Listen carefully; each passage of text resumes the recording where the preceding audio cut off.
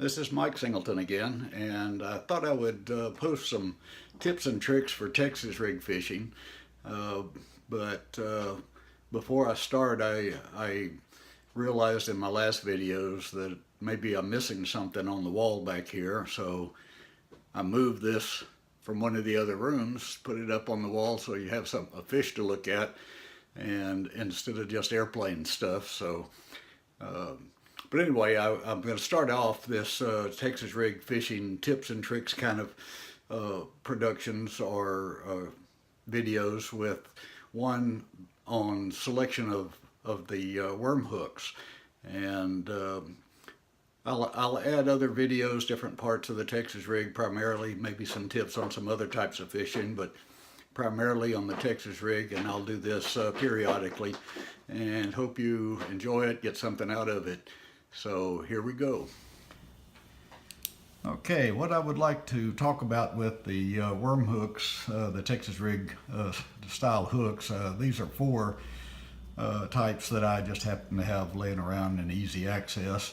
And the biggest thing to me, because I see a lot of people missing hook sets, a lot of people that fish with me, they're not getting a good ratio of hookups when they set the hook.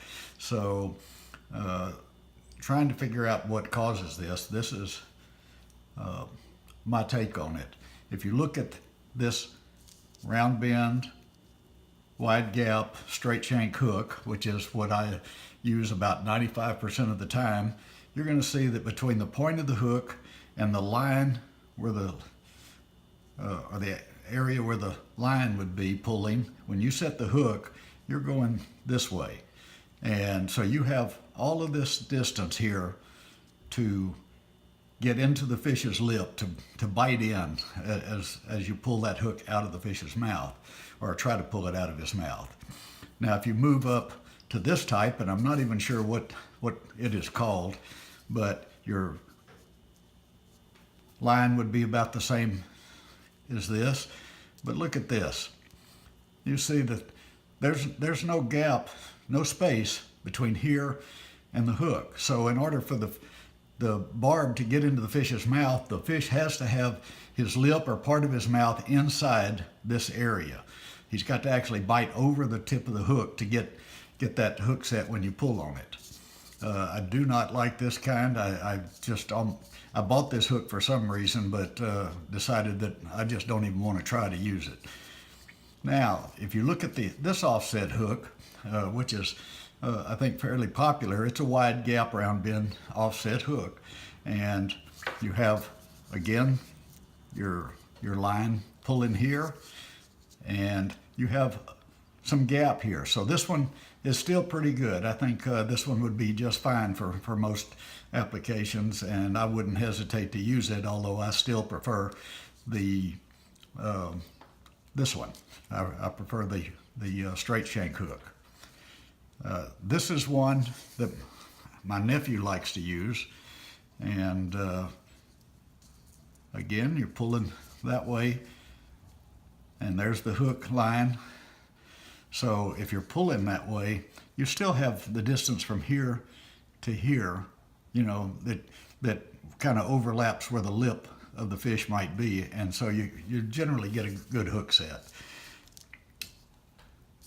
Again, just to reiterate, this is my favorite, and you know, the offset up here does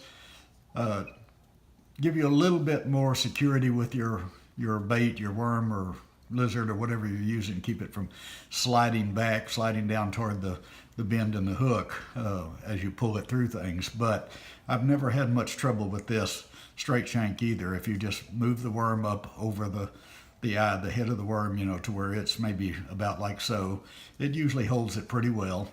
And so that's my take on selecting worm hooks. Again, I prefer this one.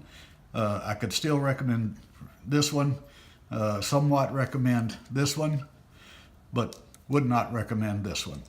So give me your thoughts if you have different idea on that, but I think you'll probably get better hook sets with one of these two, possibly this one, than you will with this type right here.